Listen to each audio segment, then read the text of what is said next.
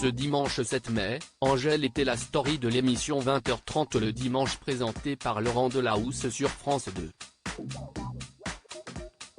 La chanteuse s'est confiée à cœur ouvert en fin d'interview à propos de sa célébrité et de l'impact sur sa santé mentale. Angèle se confie à cœur ouvert. La chanteuse belge est le phénomène incontournable de la pop francophone.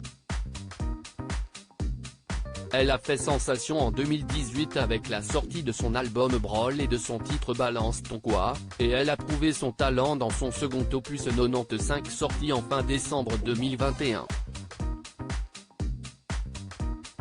Depuis, tout semble sourire à la jeune femme, qui a d'ailleurs rempli à guichet fermé la Défense Arena à Nanterre le 2 et 3 décembre dernier. La plateforme de streaming Netflix l'a également suivi dans son quotidien, permettant à sa communauté de la découvrir dans un portrait beaucoup plus intimiste dans le documentaire intitulé Angèle. En dehors de sa carrière de chanteuse, Angèle a fait ses premiers pas au cinéma dans le rôle de Falbala dans le film de Guillaume Canet, Astérix et Obélix, l'Empire du Milieu. Elle a prouvé depuis le début de sa carrière qu'elle avait plusieurs cordes à son arc, même si elle s'est mis la pression pour ce premier rôle au cinéma. On n'est jamais complètement sûr de soi. Ce dimanche 7 mai, Angèle était la story de l'émission 20h30 le dimanche présentée par Laurent Delahousse sur France 2. La chanteuse s'est confiée sur son shooting photo pour le magazine Playboy qui lui a laissé un goût amer, sur la création de son titre phare Balance ton quoi, mais également sur sa célébrité et sa santé mentale. Il y a des gens qui m'acclament, mais en même temps, il y a des gens qui m'insultent. Il y a eu beaucoup de travail en un seul coup et beaucoup de pression, a-t-elle confié à la fin de son interview. Je suis toujours en apprentissage.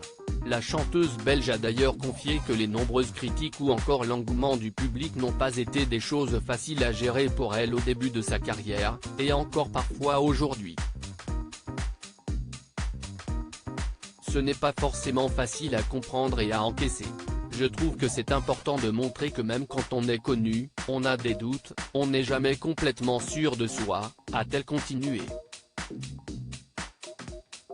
Avant de conclure, le recul, prendre du temps, suivre une thérapie, ça a été des choses très importantes qui ont permis que je me recentre un petit peu.